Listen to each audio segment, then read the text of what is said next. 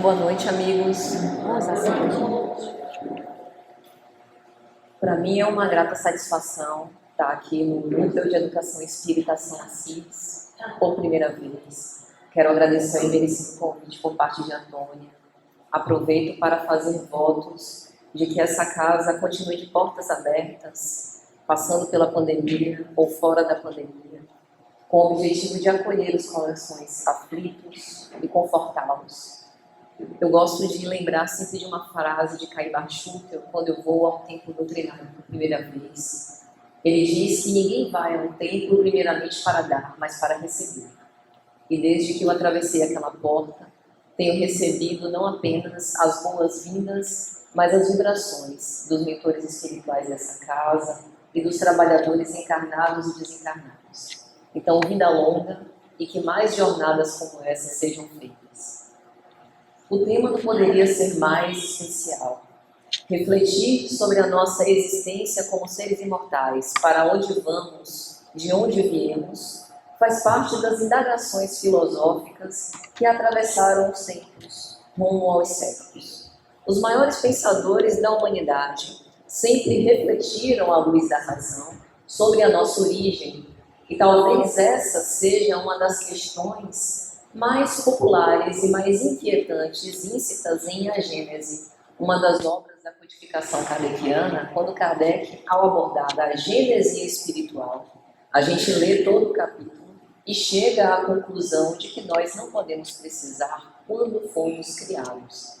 O fato é que o pensamento divino assim quis e fez-se luz. E nesse momento fomos criados simples e ignorantes, ainda com princípios espirituais, e com o passar das nossas encarnações, fomos depurando aquilo que nós chamamos de consciência, a ponto de termos conhecimento sobre nós mesmos, e pelo uso do nosso livre-arbítrio, fomos escolher certos caminhos por onde trilhar, e pela lei de causa e efeito, fomos sendo responsabilizados pelas decisões que tomamos ao longo da vida. Talvez em Jesus nós tenhamos o modelo mais perfeito dado ao homem alcançar, com o objetivo do que significa a humanidade integral. Nós passamos por diversos reinos, conforme nos elucida Kardec em O Livro dos Espíritos, especialmente no livro 2º, O Mundo Espírita ou O Mundo dos Espíritos, quando vai falar sobre o estágio do princípio espiritual nos reinos mineral, vegetal, animal e hominal. Isso significa dizer que nós estamos ainda aprendendo a ser humanos. E precisamos passar pelas experiências do mundo material com o objetivo de expiação. Não uma expiação no sentido de castigo ou punição, mas o enfrentamento de vicissitudes, de dificuldades, de passarmos por sofrimentos com o objetivo de evoluir, de crescer para Deus. O espírito Joana de Ângeles, pela psicografia de Divaldo Franco, utiliza um termo que eu acredito ser bastante objetivo e sintético sobre esse movimento da criatura para com Deus, que ela chama de deutropismo.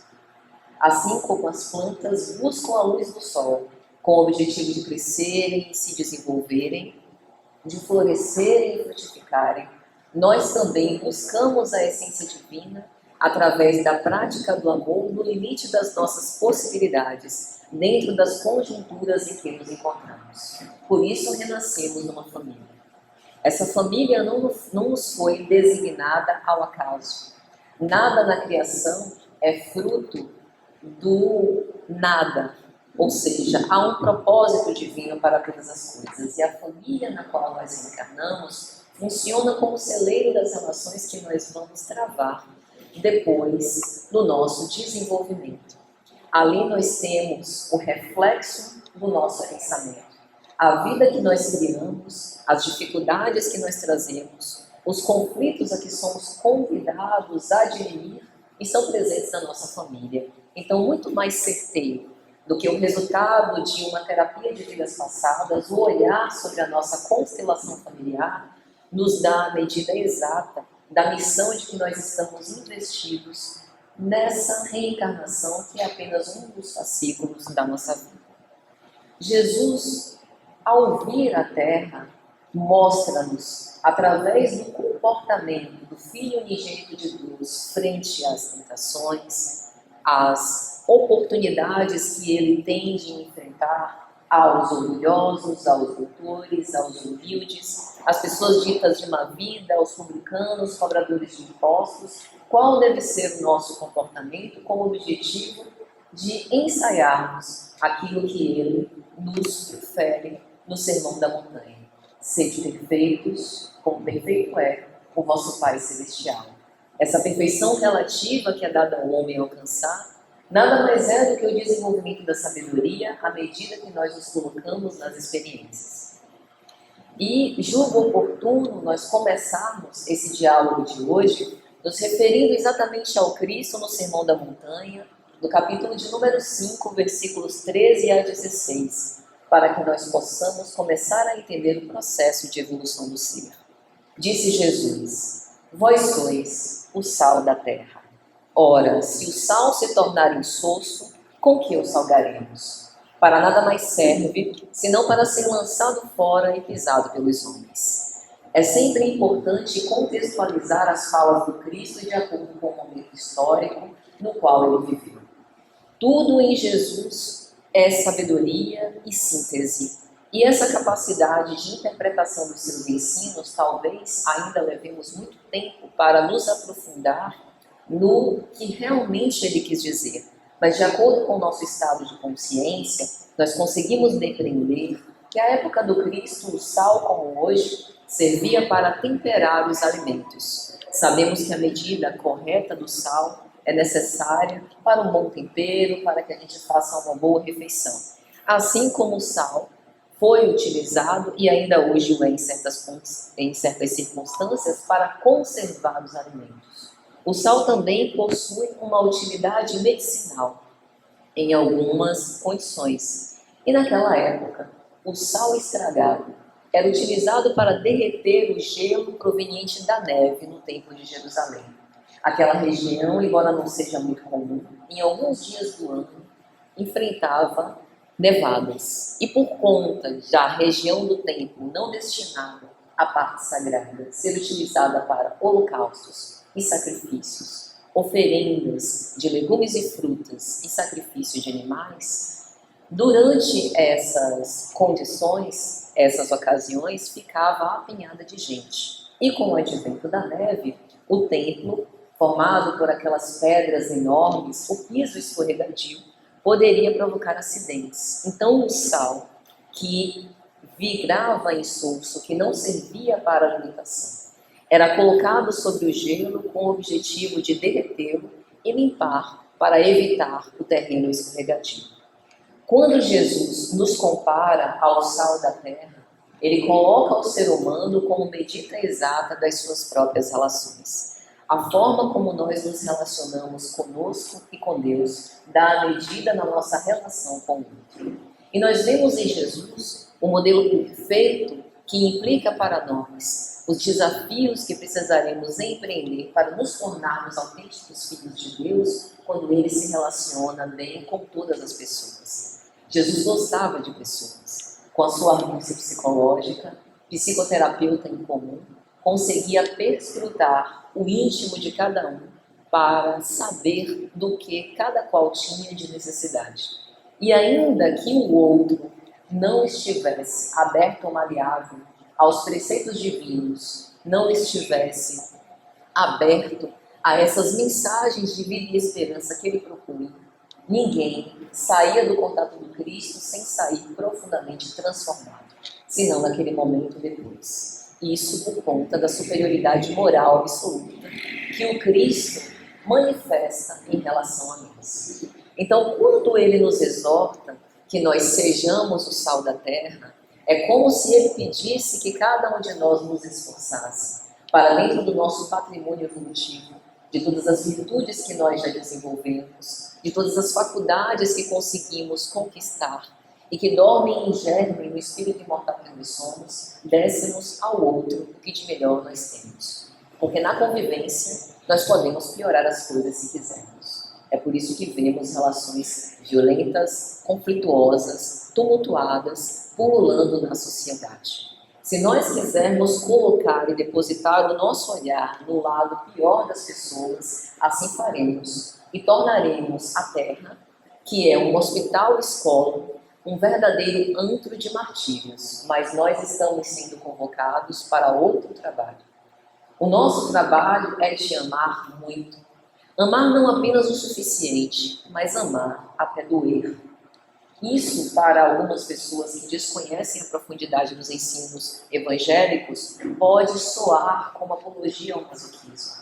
Mas no Cristo nós sabemos que se amar até doer significa um esforço de redenção, de abnegação, de renúncia, de depositar sobre os nossos bolsos as nossas próprias dificuldades para irmos de encontro às dificuldades dos outros e tentar repartir com o outro um pouco do seu fardo.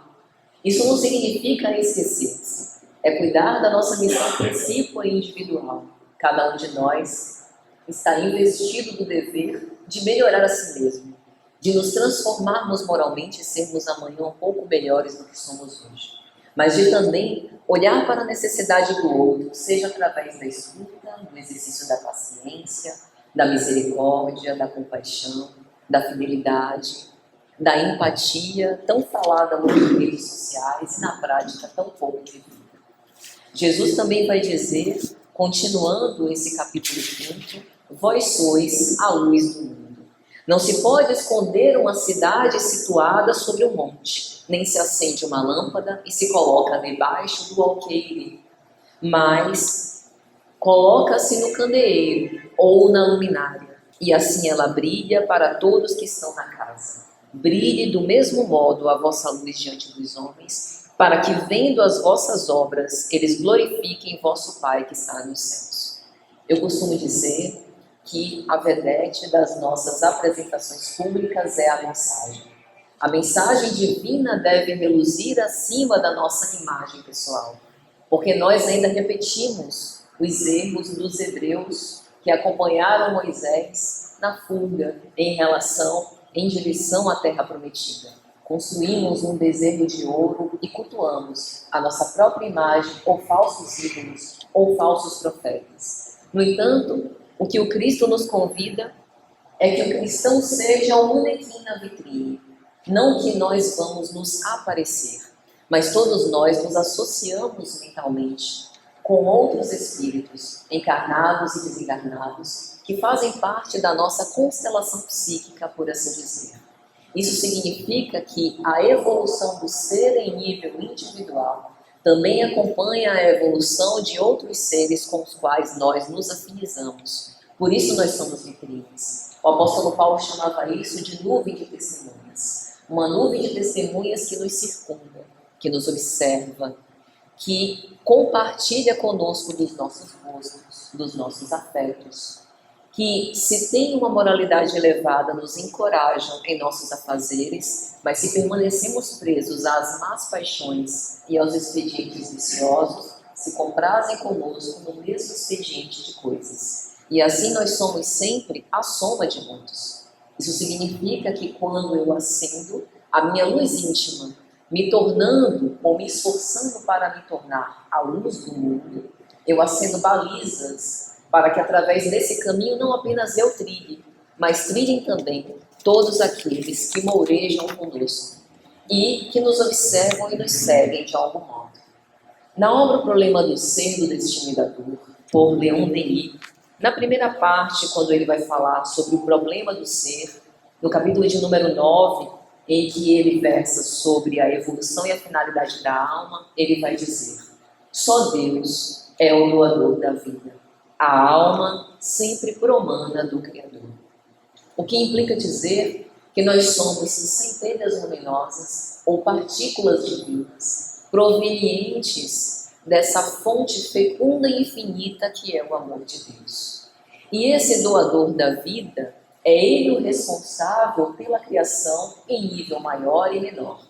Porém, é curioso dizer isso, porque a misericórdia e a bondade do Criador é tanta que ele aceita, mesmo em plano menor, a nossa cocriação. quando exercemos as funções nobilíssimas da maternidade e da paternidade, seja pelo próprio ventre, ou seja, acolhendo os filhos de outras mães que nós encontramos pelo caminho, como ocorreu com Maria Madalena, que no final da sua vida, abandonada e repudiada pelos apóstolos, recebeu nos seus braços maternais os leprosos filhos da Idumeia em direção a Dalmanuta e evangelizou-os. Quando exercemos a maternidade e a paternidade, funcionamos como co-criadores com Deus, cedendo o envoltório corpóreo, instrumento necessário de lutas para que espíritos afins ou não a nós reencarnem e tenham a oportunidade de seguir o seu processo evolutivo. No entanto, a alma pré-existente promana do Pai. E nesse momento, nós nos colocamos como o meio através do qual aquele ser dá continuidade à sua existência. A alma, portanto, sendo o princípio da inteligência e da vida, é a coleção de todas as experiências precedentes nos diversos reinos, como já dissemos, mineral, vegetal, animal e hominal. Porém, cada alma tem uma destinação já definida. Nós fomos criados por amor e para amar. O amor divino concebeu-nos em algum momento que não podemos precisar. Em O Livro dos Espíritos, na questão número 115, no livro 2º, O Mundo Espírita, O Mundo dos Espíritos, os imortais vão dizer: fomos todos criados simples e ignorantes. E qual caminho nós perfizemos para chegar até aqui? Não sabemos. Sabemos que pelo exercício do nosso livre-arbítrio fomos escolhendo. À medida que o ser ganha consciência de si mesmo, começa a discernir o bem do mal. E Kardec, na sua sequência lógica das perguntas, vai dizer: mas como um princípio espiritual criado simples e ignorante pode discernir o bem do mal? E os imortais respondem: porque está íncita na consciência a lei de Deus, e o homem só é infeliz quanto dela se afasta. O que significa dizer que toda vez que nós nutrimos ressentimento, mágoa, ódio, desejo de vingança, melancolias e tristezas injustificáveis, nós nos afastamos da nossa finalidade essencial. Fomos criados para amar. Todas as vezes que nós temos dificuldade de empreender esforços de perdão, nós estamos tentando retomar esse caminho do qual nos perdemos, tal qual o filho pródigo da parábola. E observamos nessa parábola o quanto o pai da parábola, aludindo ao Pai Celestial, regozija-se e dá uma festa pelo retorno do seu filho. Ou seja, não importa os caminhos tortuosos por onde andamos, o quanto nós nos perdemos da rota, a qualquer tempo e hora podemos ajustar o GPS e retornar aos caminhos que nos levam para o amor e pelo amor. Nenhum de nós comete erros irreparáveis e por vezes a consciência de culpa se figura um flagício tão atroz nas nossas vidas. Mas precisamos levantar e voltar a caminhar. Recordemos da postura do Cristo quando encontrou espíritos em erro, como por exemplo a mulher adúltera. Os homens tão imperfeitos quanto ela, que muitas vezes foram agentes viciantes para que a própria mulher caísse, ao invés de estender mãos auxiliadoras para soerguê-la, apontavam dedos acusadores. O Cristo, entretanto, o único puro, perguntou a eles, a fim de que fizessem uma análise de consciência, se tinham algum pecado que poderia ser confessado, a fim de que o seu telhado fosse considerado de vidro e, portanto, não podiam atirar-lhe pedra alguma. A mesma análise nós podemos fazer em relação a nós. Muitas vezes a dificuldade de entender o outro, de compreender as dificuldades, de praticar a caridade, como na questão 886 de O Livro dos Espíritos, indulgência para com as imperfeições alheias, perdão para as ofensas, benevolência para com todos, é uma dificuldade nossa de aceitar os nossos processos evolutivos, de entender que ainda estamos estagiando num estado de imperfeição, mas não permaneceremos definitivamente assim para sempre, porque estamos investidos da missão de sermos criados para amar. Essa missão é fácil? De modo algum. Com a palavra, quem deseja nutrir vínculos relacionais, conviver é algo extremamente difícil, porque somos universos complexos. Cada um de nós tem uma história na nossa vida e por vida, entenda, o somatório de todas as reencarnações solidárias que funciona como um fio ininterrupto, porém entrecortado por fascículos, que são as nossas reencarnações. Nós não podemos depreender, mesmo convivendo 50 anos ao lado de alguém, quais são as suas intenções, pendores, inclinações. Às vezes vivemos décadas ao lado de alguém e não conhecemos, não reconhecemos o seu comportamento em certos momentos da existência. Então, como somos esse universo de sentimentos, de pensamentos e de comportamentos, algo é fundamental para que tenhamos uma convivência bem-sucedida. O respeito, a paciência, que são ingredientes desse amor ágape, cantado por Paulo na sua epístola aos Coríntios, quando ele fala que o amor é paciente, tudo suporta, tudo espera. Esse amor nós ainda estamos lutando para alcançar, mas não alcançaremos ele de braços cruzados, nem sentados ouvindo a doutrinária. Amar se aprende amando, enfrentando as dificuldades que temos nas relações mais íntimas, com o objetivo de sermos um pouco mais tolerantes, um pouco mais pacientes, um pouco mais brandos e um pouco mais pacíficos, tal qual Cristo nos descreveu. Deus, então, criou-nos simples e ignorantes, concedendo-nos uma missão para que pudéssemos esclarecer e para que, através do progresso, fôssemos levados à perfeição e ao conhecimento da verdade. E hoje, principalmente em redes sociais, o que nós mais vemos é um conflito, uma guerra armada entre verdades distintas. Cada qual pretendendo ser o detentor de um ponto de vista, de uma opinião, que intitula como a suprema verdade. A verdade, perguntada por Pilatos, próximo à crucificação do Cristo, que é a verdade, que o Cristo silencia e não responde, nós ainda vamos defrontá-lo depois de caminharmos mais muitos passos rumo ao nosso aperfeiçoamento moral. A verdade é a própria face de Deus, e nós ainda não temos condição de ver a Deus. Para ver a Deus, precisamos, primeiro, exemplificar a primeira das bem-aventuranças trazidas por Jesus no seu sermão das bem-aventuranças, no sermão da montanha. Pobres pelo Espírito. Essa unidade que ainda estamos aprendendo a testemunhar através das nossas experiências demandará de nós muito esforço em relação aos dois principais antagonistas do nosso processo de evolução espiritual, o orgulho e o egoísmo. Portanto, tenhamos paciência.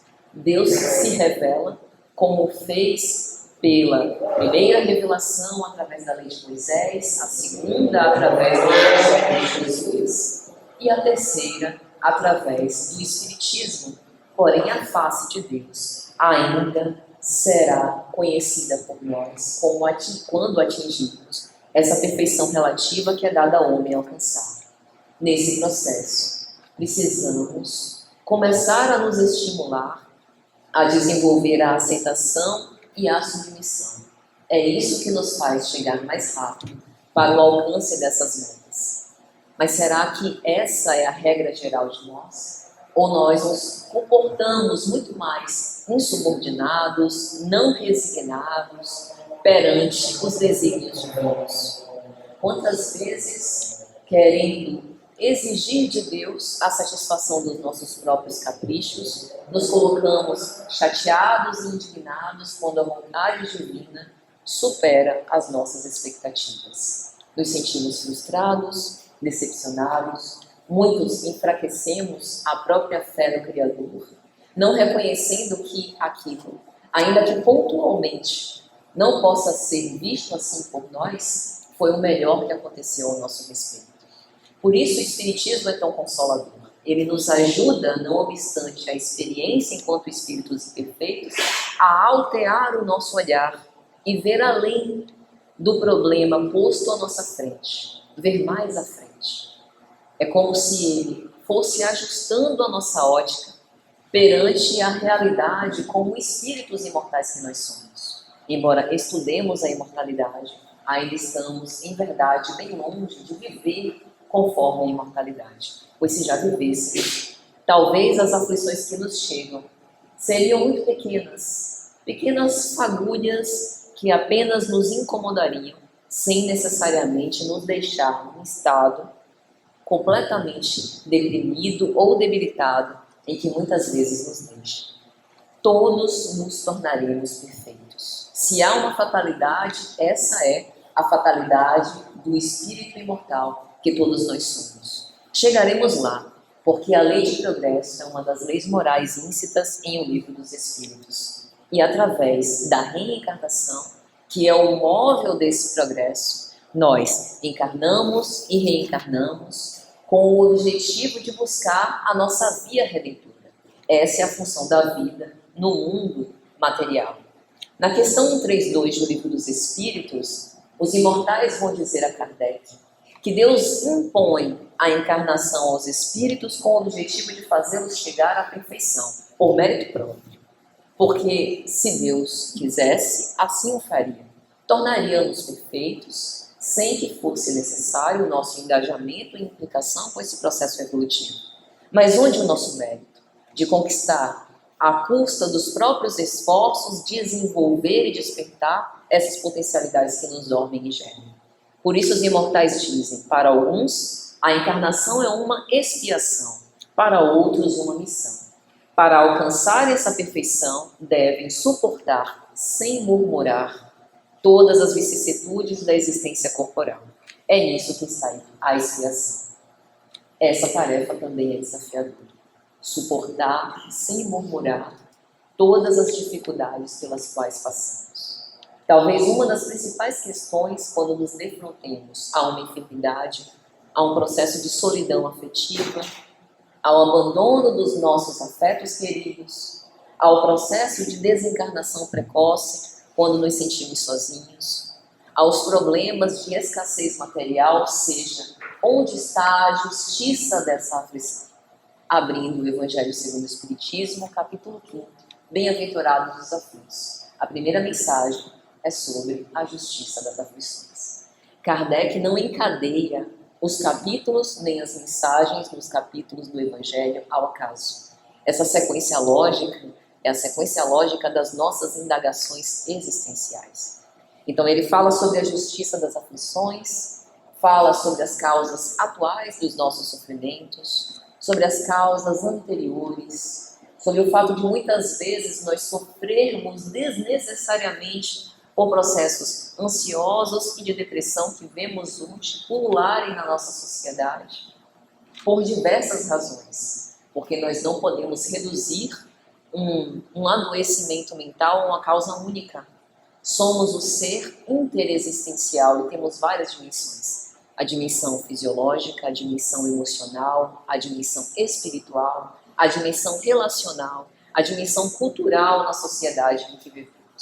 Mas o fato é que muitas vezes a confiança, chamada fé, não no sentido religioso, mas a fé em si mesmo, a fé nas próprias potências da alma, muitas vezes a gente subestima as nossas capacidades. Então essa falta de confiança em si e a falta de confiança em Deus, muitas vezes nos despertam essas ansiedades que nos deixam perdidos em relação a essa missão de cada um de nós de nos tornarmos melhores, de nos tornarmos felizes. Então, suportar as vicissitudes da existência corporal não significa exercer a positividade tóxica que a gente vê hoje nas redes sociais, em que só a alegria e a felicidade estampada nas fotos é a condição única possível para o ser humano. Isso é irreal. O ser humano oscila emocionalmente ao longo do dia e ao longo da vida. Isso faz parte do nosso processo de sensibilização. Nós lemos uma notícia triste, nos apiedamos, ficamos com o coração constringente. Lemos uma notícia feliz e nos entusiasmamos. E essas oscilações fazem parte de uma saúde psíquica normal. Entretanto, é importante que nós cuidemos da situação da nossa casa mental, porque o pensamento cria a vida que nós desejamos ao redor dos nossos passos. O que nós vitalizamos, aquilo em que nos fixamos, forma a nossa psicosfera. E é exatamente nela em que nós vivemos hoje, mesmo no casebre ou na casa mais rica de Santo Antônio de Jesus. É para lá que a gente vai quando a gente atravessa o túmulo. Então, as muitas moradas na casa do meu Pai, como há no Evangelho segundo o Espiritismo, pressupõe como primeira não o lugar onde a gente mora, mas o lugar onde a gente habita psiquicamente, pela fixação dos nossos pensamentos. Então podemos pensar a esse ponto. Qual o caminho que nós trilhamos? Por quais vias escuras ou escarpadas nós passamos? Quais as formas que nós vestimos? Quais os organismos que nós animamos? Será realmente relevante conhecer todos os processos que nós passamos? Ou o tempo chamado hoje, o momento presente, é um momento azado para que nós possamos empreender esforços para o futuro que desejamos empreender? Não importa o nosso passado. Daí o véu do esquecimento do passado com o objetivo de não atrapalhar as nossas escolhas do presente, com o objetivo de não nos atormentar, não nos deixar turbilhonados com escolhas malogradas que fizemos outrora, mas para nos manter frente ao ideal, como diz o apóstolo Paulo, rumo à meta que nos está proposta, olhando para frente. Na questão 117 do Livro dos Espíritos, os imortais dizem: os espíritos apressam o seu progresso para a perfeição segundo o seu desejo e a sua submissão à vontade de Deus. O querer, essa vontade, é a maior de todas as nossas potências da alma, como vai dizer Leon Denis na obra O Problema do Ser, do Destino e da Vida. Para onde nós queremos, nós iremos e criaremos as condições para tanto, porém com uma limitação do nosso livre-arbítrio, da liberdade que nos foi concedida pelo Pai de acordo com o nosso estado de consciência. Então nós estamos submetidos à vontade do Pai, queiramos ou não, mas eu não quero. Presunçosamente, eu quero fazer além da minha parte também a parte de Deus. Não posso. E até descobrirem me convencer de tal, sofrerei muito, mas precisarei me submeter à divina vontade. Por mais que não acreditemos, no ápice da nossa prepotência e do nosso orgulho, Deus sabe mais do que nós e melhor sobre os nossos destinos. Então, quando a gente ouve uma frase como a de Maria de Nazaré, aos pés da cruz, frente ao seu Filho único perfeito, sem um advogado ou pessoa sequer que pudesse recorrer frente à sua inocência para libertá-lo. E ela vai dizer: faça-se na vossa escrava a vontade do Senhor. É assim que a gente precisa ainda aprender a submissão à vontade de Deus. Não importa a circunstância, por mais me pareça desfavorável. Submeter-me à vontade de Deus é entender que tudo é para Deus, que em Deus estamos e em Deus nos movemos, como dizia o apóstolo Paulo. E isso começa a fazer com que nós ensaiemos a humildade, a misericórdia perante a nossa pequenez, a aceitação do nosso processo redentor paulatino, justamente para que nós aprendamos a amar. Podemos permanecer estacionários, como crianças birrentas, esperneando e batendo perna no chão, mas jamais retrogradamos. A alma contém todos os germes do seu desenvolvimento, e por isso, para realizar a sua finalidade, que é a perfeição, a lei do progresso é uma marcha incessante, por mais que queiramos nos opor a ela. Para isso, teremos que percorrer um campo ilimitado no tempo e espaço. Deus não tem pressa. Concede-nos bastas reencarnações, quantas forem necessárias, para que a gente alcance essa perfeição relativa. Como diz Jesus, para que nos tornemos filhos de Deus. Eu não sei vocês, mas eu achei que já fosse autêntica filha de Deus. Quando a gente vai para o aramaico, o vocábulo filho vem do termo shimesh, que significa cumpridor, zelador da vontade divina. E fazendo uma autoanálise sincera, será que efetivamente nós já somos fiéis cumpridores da vontade divina em todos os preceitos? Acho que não. Talvez uma parte do Evangelho me seja possível de exercitar. O perdão aos meus inimigos, a caridade para com o próximo em necessidade, mas outras tarefas me pareçam por ora mais difíceis. Isso significa que essa perfeição relativa ainda precisa ser empreendida para que nos tornemos filhos de Deus, como Cristo é. Seu Espírito reflete cristalinamente, sem perturbações, sem ruídos, o pensamento divino. Chegaremos lá em algum momento, se não desistirmos, se perseverarmos nesse caminho redentor. Porque Deus não quer um esboço imperfeito, mas quer que a sua obra-prima reluza perante os seus olhos, como disse Jesus. Vós sois a luz do mundo. E essa edificação, essa cidade situada sobre um monte que não pode ser escondida, como nos diz o Cristo, fala sobre a edificação dos nossos valores morais. Valores tão controversos na sociedade de hoje.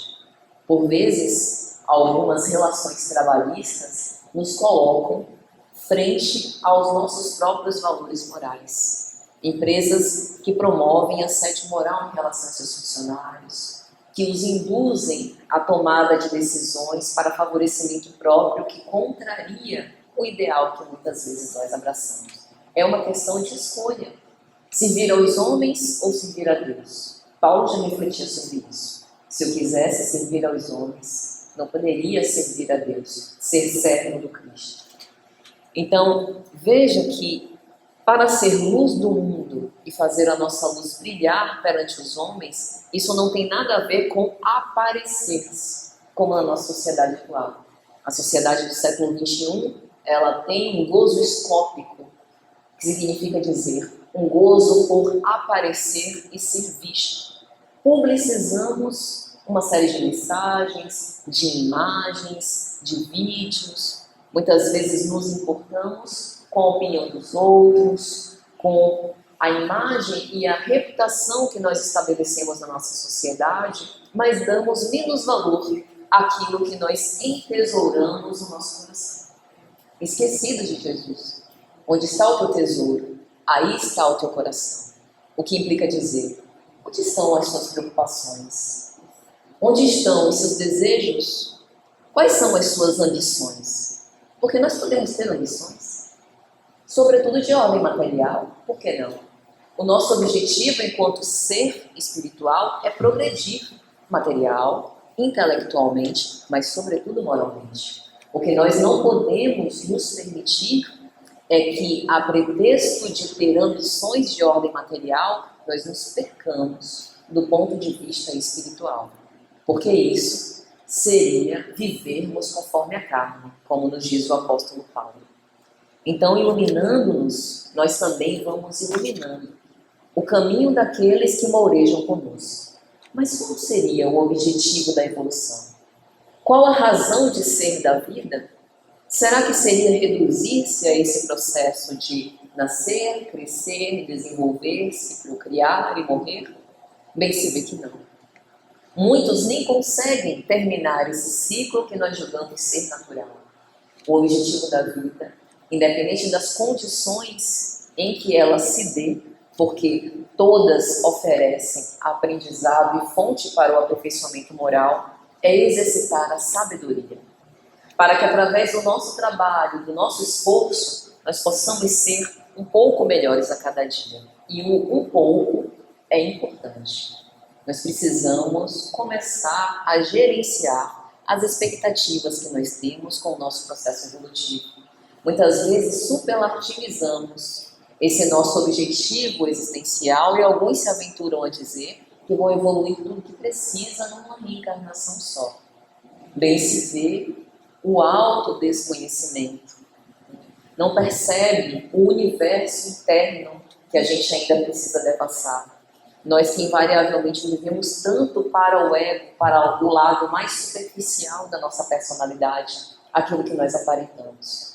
Quando a gente lê o capítulo 16 do Evangelho segundo o Espiritismo, não se pode servir a Deus e a Mamon, às vezes nós lemos aquele capítulo sob o enfoque do dinheiro, das riquezas, da moeda, dos recursos em que a gente pode tocar, mas é também material tudo que diz respeito à nossa personalidade. Tudo aquilo que Patrícia veste, que Patrícia aparenta, com que Patrícia se relaciona, o apego às obras, o apego à imagem, o apego às ideias, isso também diz respeito a servir a Mamon, servir a algo que vai perecer, que não é transcendente, que não é imortal. Servir a Deus é também nos utilizarmos dessas experiências para que possamos alcançar o caminho mais íntimo para dentro de nós e, portanto, em direção a nós mesmos. E na questão 120 do Livro dos Espíritos, os imortais dizem que nem todos os espíritos passam pela feira do mal, mas todos o passam pela feira da ignorância. Se nascemos simples e ignorantes, é comum que nas nossas primeiras experiências não tínhamos a menor ideia sobre os caminhos para percorrer. E pela experimentação, fomos tendo esse desenvolvimento da nossa consciência a ponto de agora sabermos exatamente o que fazemos por conta dessa consciência moral ínsita em nós. Portanto, o livre-arbítrio ou a vontade é determinante para o nosso processo de evolução do ser. À medida que vamos adquirindo a consciência de nós mesmos, nós vamos escolhendo caminhos e nos afinizamos com eles. A alma vai se elevando a pouco e pouco, acumulando saber e virtude. Virtude essa que se multiplica e se expande à medida que nós compartilhamos e dividimos com o outro, ligando-nos numa socialização fraternal. Agora veja como o cristão definitivamente anda na contramão dos interesses propostos na sociedade atual. A nossa sociedade, além de exibicionista, com gozo escópico, é também bastante ególatra. Eu tenho visto com preocupação alguns filósofos contemporâneos fazerem uma apologia tão clara em relação ao ceticismo, darem risadas de temas tão importantes e relevantes para nós, por exemplo, como o processo das curas espirituais, por mera ignorância. Ignoram como esses processos se dão, ridicularizam a mensagem do Evangelho, por apreciar essa mensagem tão profunda e elevada apenas no ponto de vista superficial. Então, a nossa sociedade que faz essa apologia à individualidade nos diz que não tem problema se a gente tem dificuldade em nos relacionar com os outros. Podemos viver muito bem sozinhos. Podemos ter, inclusive, mais dinheiro, sermos bem-sucedidos e, através disso, termos as relações que quisermos. Que não devemos aceitar migalhas de afeto, que devemos buscar reciprocidade nas relações.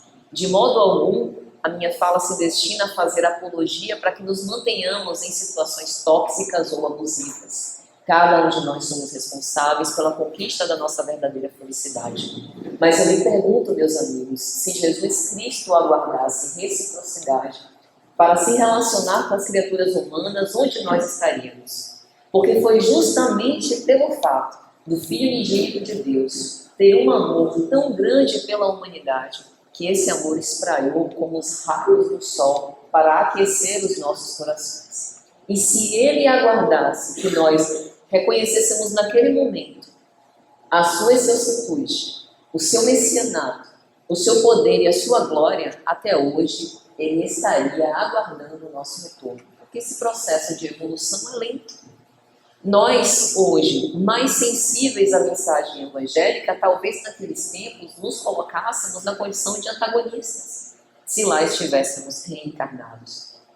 Então, a fraternidade, que é a apologia trazida pelo Evangelho, o exercício da lei de cooperação, nos aproxima de Deus e nos auxilia no nosso processo de evolução do ser, pelo simples fato: nenhum de nós progredirá sozinho. Por mais que isso nos repugne, por mais que não queiramos aceitar, nós podemos evoluir intelectualmente sozinhos. Eu me prendo numa biblioteca e consumo, através das leituras, os grandes clássicos. Vou sair bem sabida. E quanto mais tempo eu me dedicar a isso, maior potencialidade intelectual eu vou conseguir expandir. Mas nem aí eu estou sozinho. Alguém escreveu aquele livro, foi responsável por direcionar e me estimular aquelas ideias. O progresso moral, ele necessariamente se dá através dos vínculos, porque é através do outro que eu me percebo. Vivendo sozinho eu sou ótima, paciente, tolerante, piedosa, amorosa, carinhosa. Agora vai conviver, coloca a TV alta, a luz acesa, eu quero a luz apagada. Tem um motoqueiro que passa com a descarga rebaixada, ou sei lá o que eles fazem, aquela zoada tremenda. Aí a pessoa já se irrita. Mas não é espírita? Espírita não sente raiva, tem que ter caridade e piedade com os outros. É justamente assim que a gente vai percebendo o quanto de primitivismo ainda está íncito no nosso ser, para que a partir disso eu possa evoluir. Sem o autoconhecimento, a transformação moral se torna impossível. Porque se eu não sei a partir de que ponto eu inicio essa minha caminhada, como eu posso destinar para onde eu vou? Então, a vida do ser consciente é uma vida de boa utilização do seu livre-arbítrio e de responsabilidade. Por isso que, para o Evangelho, liberdade e responsabilidade caminham juntas. Nós somos arquitetos do nosso destino. Viveremos conforme quisermos. É lógico que a gente tem uma legislação humana que baliza as nossas relações, que equipara as condições de injustiça, que promove algumas reparações e restituições, mas, se quisermos, podemos cometer verdadeiras atrocidades que não são vistas pela legislação humana como tal, mas que, aos olhos de Deus, são verdadeiros crimes. Por isso, nessa obra que falamos de Leon Denis, O Problema do Ser e da Dor, ele vai dizer: o adiantamento do ser é obra própria. Ninguém ou nenhuma fatalidade o oprime, salvo a dos próprios atos, cujas consequências nele recaem, mas não pode se desenvolver e medrar, senão na vida coletiva, com o recurso de cada um e em proveito de todos. Quanto mais sabe, tanto mais se sente viver e sofrer em todos e por todos. É interessante porque o livre-arbítrio se expande à medida que nós evoluímos moralmente. E é um paradoxo. À medida que nós evoluímos moralmente, o nosso livre-arbítrio passa a ser direcionado apenas para a prática do bem. Porque a nossa consciência se expande de tal modo que para nós não há outro caminho possível além do amor. Nós vamos nos depurando de nossas imperfeições e vamos começando a reconhecer as bem-aventuranças que o Cristo nos canta, e a verdadeira felicidade de evoluir passa a ser a de também amar não apenas a nós mesmos e a Deus, mas também aos nossos semelhantes. Somos responsáveis pelos próprios atos, mas isso implica que a gente também precisa começar a desenvolver responsabilidade pelas nossas palavras, pelas nossas ações e pelos nossos pensamentos.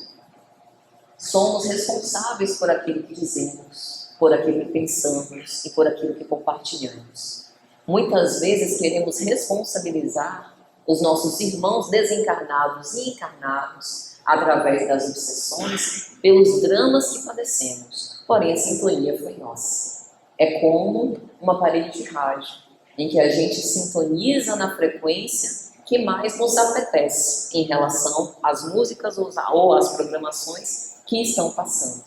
Então, aquela falha ou imperfeição jaz em nós, e por isso essa ligação tipo plutonada, como vai dizer o espírito Manuel Filomeno de Miranda nas suas obras pela psicografia de Divaldo Franco. Então, somos responsáveis pelo que somos. Por isso temos que nos conhecer, para saber o que há íncito em nosso interior e assim nos melhorar. Somos responsáveis pelo que falamos. porque nós estamos influenciando outras pessoas na condição de palestrante espírita, na condição de pais, na condição de divulgadores de uma mensagem de ordem religiosa ou no nosso ambiente profissional. Principalmente precisamos atentar para isso quando nós estamos influenciando a infância e a adolescência, porque é nessa fase que o espírito se torna mais maleável e está construindo a sua personalidade e que, portanto, sente impregnado no seu espírito essas manifestações como sementes que vão lhe recaindo e que mais tarde serão desenvolvidas. Então, se graças a uma ideia que nós proferimos, esse ser mais tarde cometa uma ação, a responsabilidade individual é dele, mas nós somos corresponsáveis por isso. Imagina alguém que escreve obras de teor duvidoso, não dignificante, não edificante, e que, por vezes, induz pessoas a cometerem suicídio, a provocarem crimes, sem assumir a responsabilidade sobre si. Diversos espíritos no mundo espiritual hoje padecem situações aterradoras por conta das obras que fizeram e que de hoje se arrependem.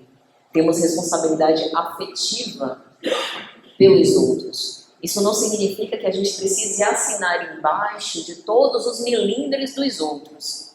Mas no momento em que eu planto esperanças em um coração, num enlace amoroso ou numa relação familiar, necessariamente eu me torno responsável por aquilo que cativei. Daí a importância de nós pensarmos que o processo de evolução do ser se dá em nível individual, mas também coletivo. E qual a utilidade da vida material? Será que nós não poderíamos evoluir numa condição mais confortável, fora de um planeta de provas e expiações? Quem sabe num mundo feliz não seria muito mais adequado, mais prazeroso? Mas a vida material nos provoca ao trabalho, ao esforço. Precisamos batalhar pelo pão de cada dia, à exceção dos que nasceram ricos e têm uma herança para herdar. Mas a grande maioria de nós somos responsáveis por esse trabalho, para desenvolver a vontade. A nós são impostos deveres e obrigações, a fim de que, conhecendo a dor e a alegria, a sombra e a luz, através desses contrastes, nós vamos diferenciando o bem do mal, o necessário do supérfluo. E nesse trabalho vamos empreendendo uma luta exterior e uma luta interior. A luta exterior diz respeito às vicissitudes e dificuldades da vida presente, mas a luta interior, ela é uma luta invisível aos olhos externos e difícil essa batalha. Como o apóstolo Paulo dizia, esse espinho na carne que o promove e o leva a alguns desertos e a algumas dificuldades. Uma luta que não tem testemunhas, que não tem audiência externa. E que muitas vezes esses conflitos íntimos são projetados nas nossas relações com o outro e assim chamamos os outros de adversários, dos nossos inimigos. Muitas vezes por transferir de dentro das nossas dificuldades, do nosso ciúme, do nosso despeito, da nossa inveja, do nosso desejo de equiparação, da nossa ingratidão. Levamos isso ao outro, não reconhecendo o que há em nós e tentando transformá-lo no nosso algoz ou no nosso inimigo. Essa reflexão dos processos internos é absolutamente necessária para o processo de evolução do ser, para que a gente consiga empreender através do nosso esforço, o que significa direcionando a nossa energia psíquica para vencer essas batalhas íntimas, moldando a vida que nós queremos. Leon Denis vai fazer uma bonita analogia do processo de evolução em todos os reinos da natureza. Ele usa uma metáfora para dizer que em todos os reinos da natureza há uma evolução, que foi reconhecida pelos pensadores de todos os tempos. Na escala da evolução, o pensamento, a consciência e a liberdade só aparecem passados muitos graus. Na planta, a inteligência dormita. No animal, ela sonha. Só no homem acorda, conhece-se, possui-se e torna-se consciente. O que implica dizer que o homem é a síntese de todas as formas vivas precedentes. E o que nós temos feito com esse despontar das forças vivas da natureza? Essas potencialidades que nós possuímos, a nossa inteligência, aqui tem sido direcionada. A nossa paciência e a nossa capacidade de entender o outro tem sido utilizada para que a gente amplie os nossos vínculos de afeto, porque o reino de Deus é construído pela união do nosso desejo, da razão humana, com a vontade divina. E nós estamos sendo convocados pelo próprio Senhor para sermos construtores desse reino de Deus na terra.